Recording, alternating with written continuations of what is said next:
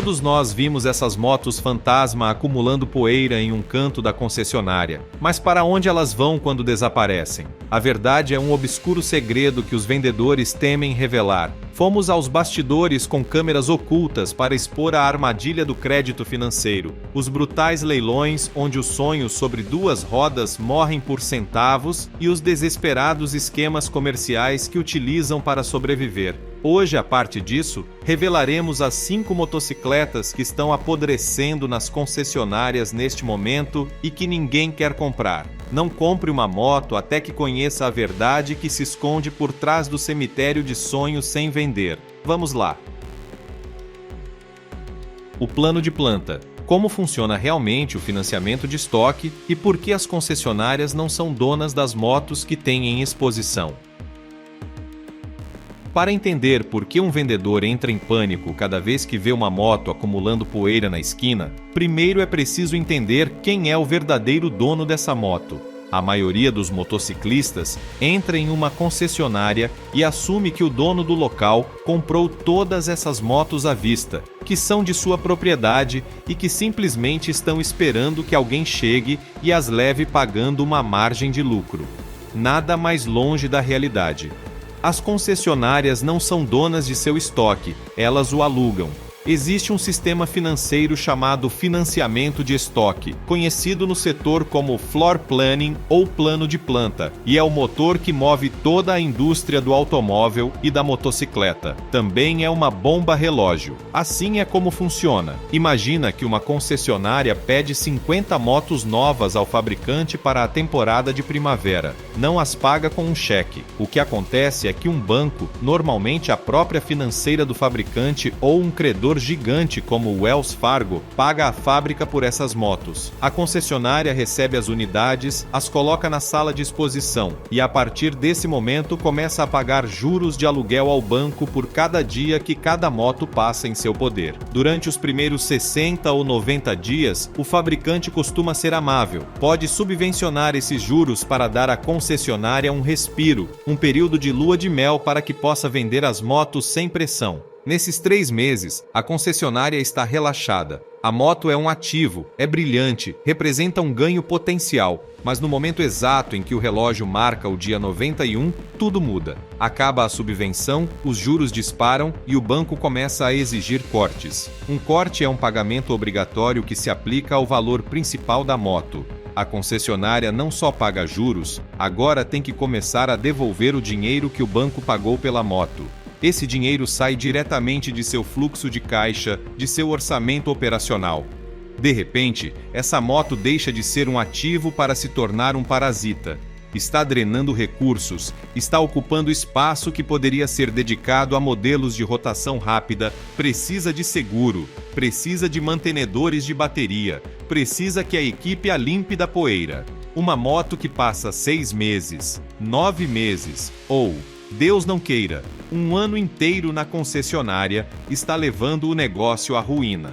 Este pânico financeiro é o que dita cada uma das decisões que toma um gerente de vendas. Quando você vê um vendedor com cara de desesperação ao final do mês, não está apenas tentando ganhar uma comissão, está tentando parar a hemorragia de uma unidade antiga pela qual o dono do local está gritando com ele. E isto nos leva à primeira estratégia: o desconto por desesperação. A primeira estratégia quando o banco aperta.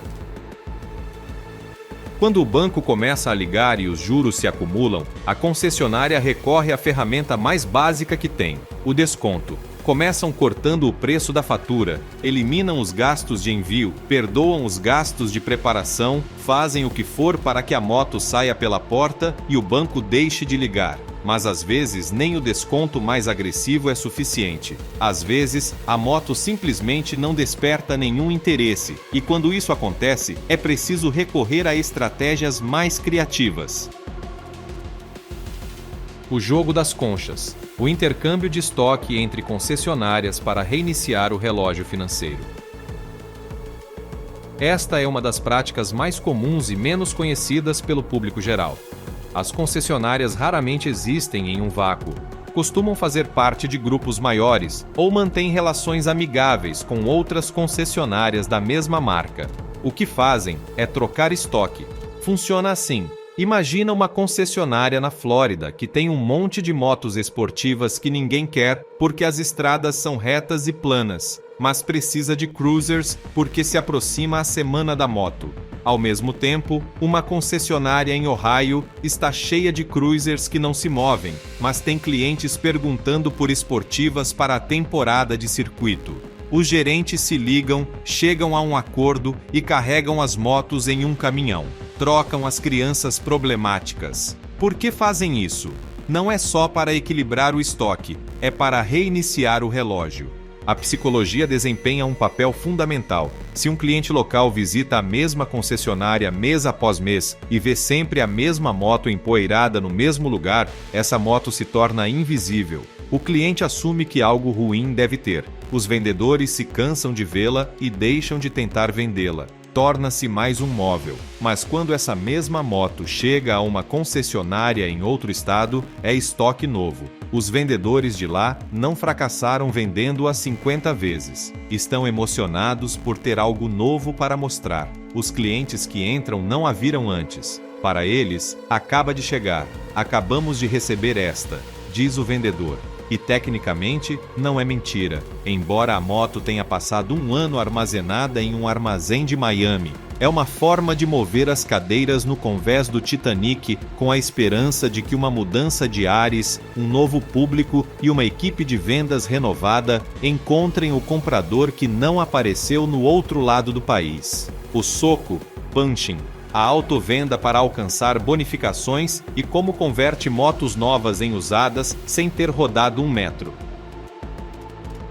Quando o ano se aproxima do fim e os fabricantes pressionam para apresentar números de vendas brilhantes aos seus acionistas, as concessionárias recorrem a uma estratégia mais drástica. Chama-se punching ou soco. A concessionária registra a moto como vendida, mas não a um cliente real. Vende a si mesma ou a uma empresa fantasma vinculada à concessionária ou a declara como unidade de demonstração ou de empréstimo para a oficina. Ao fazer isso, ocorrem 2 coisas. Primeiro, o fabricante anota uma venda em seus livros, então está contente. Segundo, a concessionária alcança o objetivo de volume e recebe seu bônus, um cheque que pode ser grande o suficiente para cobrir a perda que vai sofrer com essa moto. Mas há um truque. No momento em que se registra uma moto, a garantia começa a correr. A moto passa a ser tecnicamente usada aos olhos do fabricante, embora tenha 0 km no odômetro. A concessionária a transfere da seção de novas para a de segunda mão. Por que fariam isso? Pelas regras do preço mínimo anunciado. Os fabricantes impõem normas estritas sobre o preço mínimo pelo qual se pode anunciar uma moto nova. Não querem desvalorizar a marca, mas para uma moto usada não há essas restrições. A concessionária pode anunciar essa moto de $18 mil por 12 mil sem que a fábrica a multe. Podem baixá-la ao mínimo com tal de se desfazer dela. Se alguma vez você viu na internet uma moto do ano em curso com apenas 5 km anunciada como usada ou de demonstração com um grande desconto, você está vendo uma moto que recebeu um soco. É uma medida desesperada para sanear as contas e deter a hemorragia do plano de planta. A espiga, SPIF, os subornos internos aos vendedores para que coloquem as unidades problemáticas. Quando o desconto não funciona, quando o intercâmbio não funciona, quando o soco já foi utilizado, a concessionária resta um último as na manga: motivar a força de vendas. Isso se chama SPIF ou espiga. É uma bonificação especial em dinheiro que se paga diretamente ao vendedor por colocar uma unidade concreta. O gerente geral entra no sábado de manhã na reunião de vendas, aponta para a moto empoeirada do canto e anuncia: $500 em dinheiro para quem vender essa moto hoje. De repente, a equipe de vendas tem uma nova prioridade. Deixam de mostrar aos clientes as motos que eles querem ver e começam a dirigi-los para a moto com recompensa. Ah, você busca uma Cruiser? Já considerou esta alemã? É muito melhor que uma Harley. Você quer uma Naked?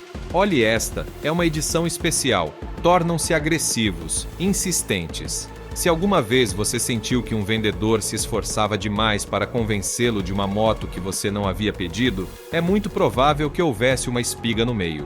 A concessionária está disposta a sacrificar parte de sua margem para pagar ao vendedor com tal de eliminar essa responsabilidade financeira de seu estoque. São subornos internos e ocorrem todos os fins de semana em concessionárias de todo o país. Este emaranhado financeiro é o que dita quais motos sobrevivem e quais estão condenadas. Mas há modelos específicos que, por suas características, se tornam reféns perpétuos. Estas são as 5 motos que as concessionárias não conseguem dar de presente.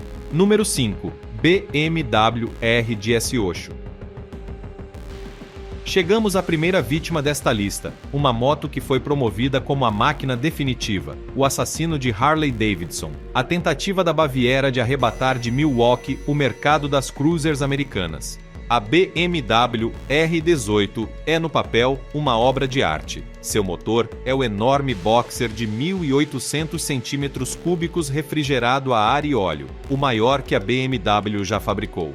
91 cavalos de potência e um torque bestial de 117 libras-pé, que te empurram desde a marcha lenta com uma suavidade mecânica impressionante. A estética é uma declaração de intenções. O eixo de transmissão exposto girando ao ar livre, os cromados profundos como espelhos, as linhas decorativas pintadas à mão no tanque, essa sensação de ter esculpido a moto em um único bloco de granito alemão. Uma R18 nova parte dos $18 mil para o modelo básico, mas as versões de turismo transcontinental com enormes carenagens e sistemas de áudio podem superar os 25 mil. Isso a coloca em concorrência direta com a Harley Davidson Road King e a Street Glide, 2 pesos pesados do segmento. Então, por que esta maravilha da engenharia está apodrecendo nas concessionárias da Califórnia a Nova York? A resposta é tão simples quanto demolidora. É um desastre ergonômico para o público a que se dirige. A característica que define a R18, esse enorme motor boxer com os cilindros sobressaindo aos lados, é também seu defeito fatal. Esses cilindros ocupam exatamente o espaço onde um motociclista de cruiser quer colocar as pernas. Você não pode instalar controles avançados em uma R18. Você está preso em uma posição de pedaleiras intermediárias que acaba doendo nos quadris depois de um tempo. Em uma viagem longa, você não pode se esticar, não pode mover os pés, o motor te mantém imobilizado como uma sela mal ajustada. Além disso, é incrivelmente pesada. Falamos de quase 800 libras nas versões de turismo. Movê-la a baixa velocidade requer uma força e uma técnica que nem todo mundo tem. Mas o problema de fundo é mais profundo. A R18 não sabe de quem quer gostar. O motociclista típico da BMW busca tecnologia, rendimento em curvas, capacidade de viagem. Compram uma G, esse ou uma RT. O motociclista típico de cruiser busca o som, a vibração, a personalização infinita de uma Harley ou uma Indian. A R18 fica em terra de ninguém. É muito aparatosa para os amantes das esportivas e muito estranha para os amantes das cruisers tradicionais. O resultado é uma moto magnífica que não encontra comprador, uma condenada a acumular poeira nos cantos enquanto os vendedores suspiram cada vez que chega um caminhão com uma unidade nova. Número 4. Suzuki Katana. A próxima condenada é uma moto que parece incrível nas fotos, que apaixona à primeira vista nos salões, mas que sistematicamente se recusa a sair da sala de exposição. Falamos da Suzuki Katana. Quando a Suzuki ressuscitou o lendário nome Katana, o mundo do motor estremeceu. O design original dos anos 80 é icônico, uma peça de design industrial assinada pela Target Design, e a nova versão captura perfeitamente essa estética de espada samurai afiada. Parece rápida mesmo estando parada, com essas linhas angulosas e essa frente agressiva que não passa despercebida. As especificações são inegáveis. Utiliza o motor da G, esse XS1000, o lendário K5, um 4 cilindros em linha de 1000 cm3 que entrega cerca de 150 cavalos. É um motor que grita, que sobe de rotação com uma facilidade impressionante e que tem um som que arrepia. Possui controle de tração, ABS, freios Brembo e uma eletrônica decente. O preço ronda os $13.800, competitivo para o que oferece. Então, qual é o problema? Por que as Katanas se acumulam nas concessionárias enquanto as Naked da concorrência voam?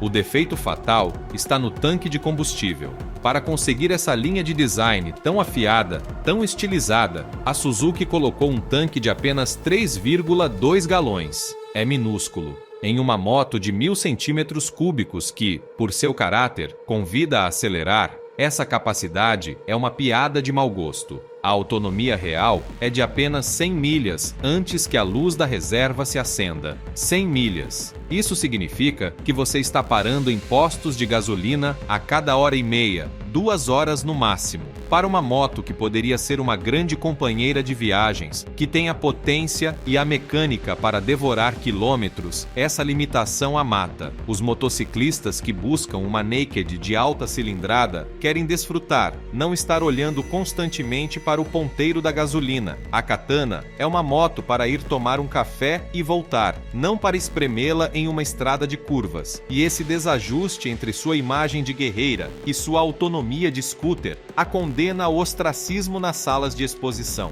Número 3. Livewire S2 Del Mar. A terceira condenada é uma moto que representa o futuro, ou pelo menos isso nos contaram. Livewire, a marca derivada da Harley-Davidson, nasceu com a missão de ser a resposta moderna, vanguardista e urbana ao problema da mobilidade elétrica sobre 2 rodas. A S2 Del Mar era a moto que iria atrair as massas. Não custava $40 mil como a Livewire original, mas supunha-se que era mais acessível. No papel, as especificações são realmente atraentes. 84 cavalos de potência e um impressionante torque de 194 libras-pé. Por ser elétrica, esse torque está disponível desde 0 rotações, o que significa que se lança como um míssil. Acelera de 0 a 60 em 3 segundos exatos. Pesa 436 libras, um número manejável. E o design é inovador, com esse estilo de flat tracker que tanto agrada. O preço de venda é de $15.500, que não é barato, mas também não é o absurdo da primeira geração. Então, por que já a chamam de fantasma elétrico? Por que as concessionárias estão desconectando as estações de carga para economizar eletricidade? A resposta é uma combinação letal de ansiedade pela autonomia e preço. A autonomia na cidade é de 113 milhas, o que parece adequado para ir ao trabalho e voltar. Mas a autonomia na estrada a 55 milhas por hora despenca para apenas 70 milhas. E sejamos sinceros, quem vai a 55 em uma autoestrada americana? A velocidades reais de 75 ou 80 milhas por hora, essa bateria esvazia mais rápido que um cubo de gelo no deserto. Pode ser que você tenha 40 ou 50 milhas de condução divertida antes que a ansiedade te obrigue a procurar uma tomada. As concessionárias viram-se obrigadas a investir em caras estações de carga rápida para poder vender estas motos, investimentos de dezenas de milhares de dólares. Agora essas estações estão lá, sem uso, enquanto as motos permanecem alinhadas com a bateria a 100%, acumulando poeira. Os primeiros adotantes, os tecnológicos que sempre querem o último, já compraram as suas e foram embora. Ao motociclista médio não interessa, não quer se preocupar se chegará ou não à próxima cidade. E o pior é que cada mês que passa, a tecnologia de baterias avança, deixando a S2 Del Mar um pouco mais obsoleta, um pouco menos atraente. É um ativo que se deprecia mais rápido que qualquer outra moto na concessionária, um buraco negro financeiro.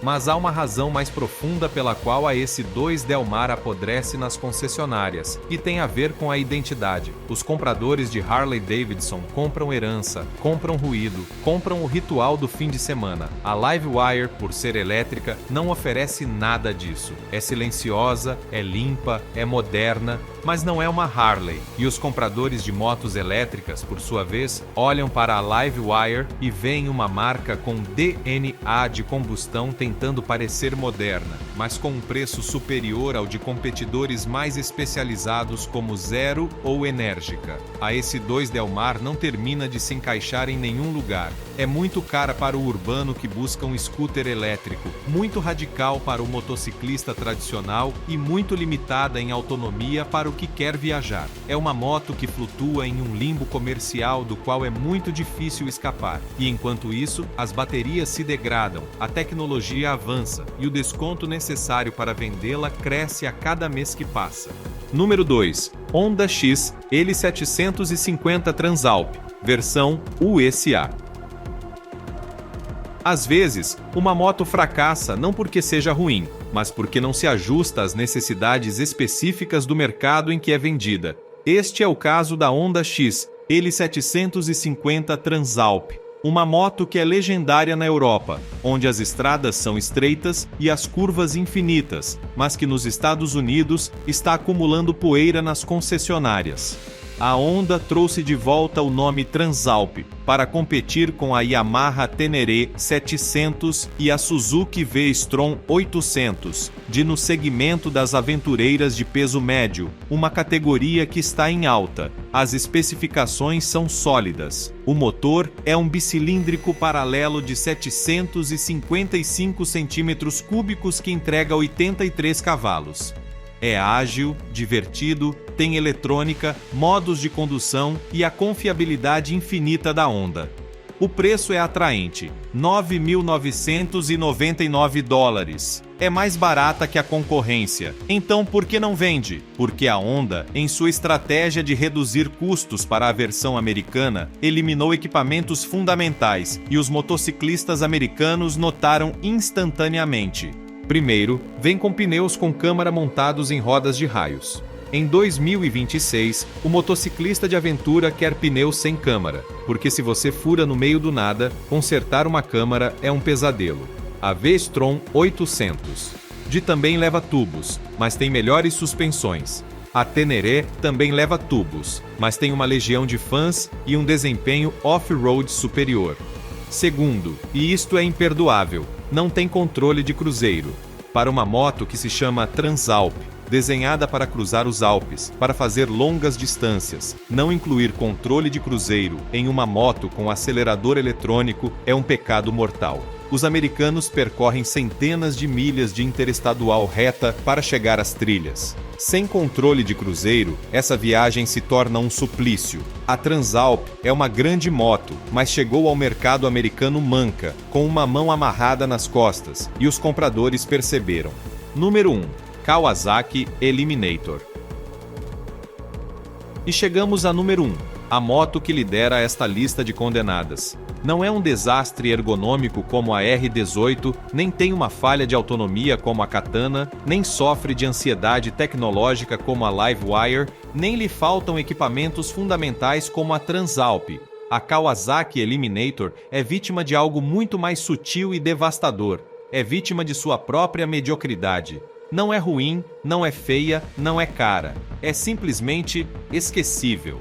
A Kawasaki ressuscitou o famoso nome Eliminator para competir no florescente mercado das cruisers de entrada. Queriam um pedaço do bolo que a Honda Rebel 500 vem devorando há anos. As especificações são decentes. Utiliza o motor bicilíndrico paralelo de 451 cm3 derivado da Ninja 400, mas com um pulso aumentado para conseguir mais torque.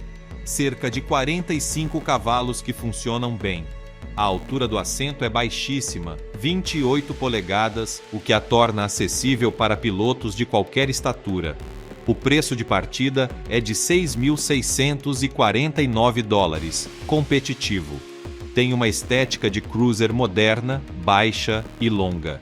Então, qual é o problema? Que é invisível, está tentando competir com a Honda Rebel 500, que é um ícone absoluto. A Rebel tem um mercado de acessórios enorme, uma reputação provada durante anos e um estilo distintivo que a torna inconfundível. A Eliminator, por outro lado, tem um aspecto genérico, como se tivesse sido desenhada por um comitê que queria garantir que não ofenderia ninguém. Não provoca paixão, não desperta desejo. Os vendedores contam que as pessoas se sentam nela, acham-na confortável, não veem falhas e depois vão embora e compram outra coisa. Ou uma Rebel, ou uma Harley Sportster usada, ou qualquer moto que tenha um pouco de personalidade. A Eliminator é a moto que responde a uma pergunta que ninguém fez. É perfeitamente adequada, mas perfeitamente anódina. E no mundo das motocicletas, onde a emoção e a paixão são tudo, a falta de personalidade é uma sentença de morte.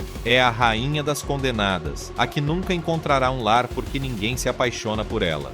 Desde o peso financeiro do plano de planta até o destino final nos frios leilões atacadistas, a viagem de uma moto sem vender é um verdadeiro pesadelo. Vimos como a engenharia alemã tropeça na ergonomia, como o design pode matar a funcionalidade, como a tecnologia fica obsoleta antes de ser vendida, como a economia de custos sufoca um grande projeto e como a falta de personalidade condena ao esquecimento mais absoluto. A próxima vez que você vir essa moto empoeirada no canto da concessionária, com a etiqueta desbotada e a bateria morta, lembre-se, não é apenas uma motocicleta, é um refém financeiro esperando para ser resgatado.